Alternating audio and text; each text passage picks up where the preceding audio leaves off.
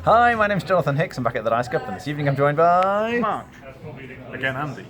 Steve. And we've just finished playing Point Salad, which, as the name suggests, is about getting points. It's essentially a quick, sort of light tableau builder drafting style game.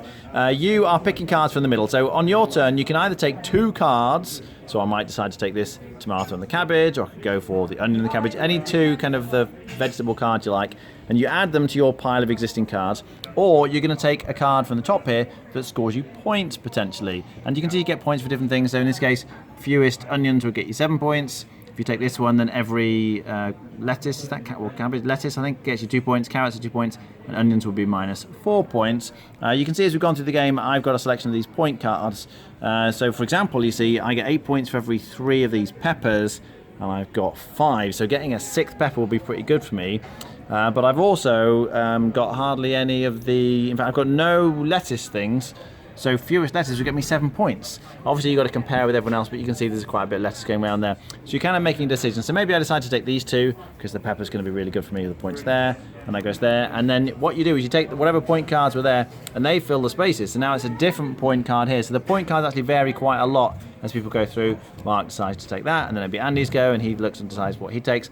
But essentially, you just keep playing until all the cards are gone. You've got a big tableau of veg plus points. Score. Each card will score for your entire tableau. So every pair here of pepper and cabbage is going to get me 5 points, but equally every 3 of these gets me 8 points. So you can kind of score the veg twice according to the different point scoring things. What do we think? Yeah, it's neat, it's simple, very fast, as in less than 10 minutes, pretty much including teaching time for us fast. There's a lot of variation in all the cards because every point scoring card is pretty much different, which does add replayability. Good sort of light family weight game. I mean, I suppose there are combos and trying to maximise, but I think because you can knock it out so quick, it's a good enough even game. It's not going to set the world alight. It's just what it is exactly. You've seen it all, and that is it. And I'm not sure it's the sort of game I'd want to play particularly often, but if somebody puts it out, like I said, it's 10 minutes. What does 10 minutes matter? Andy? Yeah, it's a good 10-minute filler, really.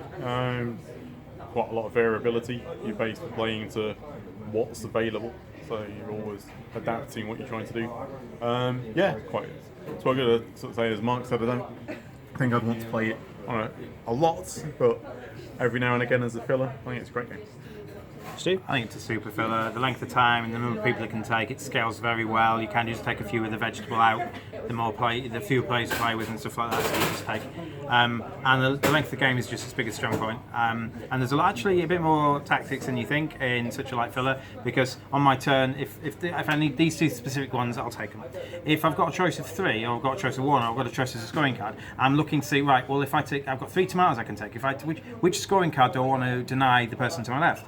When you're taking a scoring card, you want to be taking something that scores you a lot for vegetables that the person on your right is actually scoring negative for. So my first one was to take some tomato scoring tiles, because Andy got -2 for his tomatoes. So I know that if tomatoes come out at the end of Mark's turn, Andy's not going to take them, I'm going to be able to get them. So there's a lot more interaction, you think, in a 10-minute drafting game. I think it's great.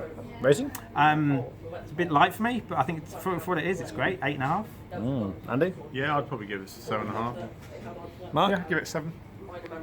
Yes, they've summarised it very well. It's so quick, which is such a great advantage. I mean, I was just astonished how quick the game plays. I really like the fact that every point scoring card is different, and they keep coming out as people take the veg.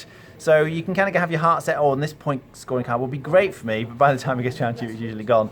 So you do have to adapt your strategy on the fly. And as Steve says, there's more to it than meets the eye. It will feel quite random at first, but the more you think about it, yeah, there's hidden depths to this one. I would give it a 7.5. Thanks very much for watching. That was Point Salad.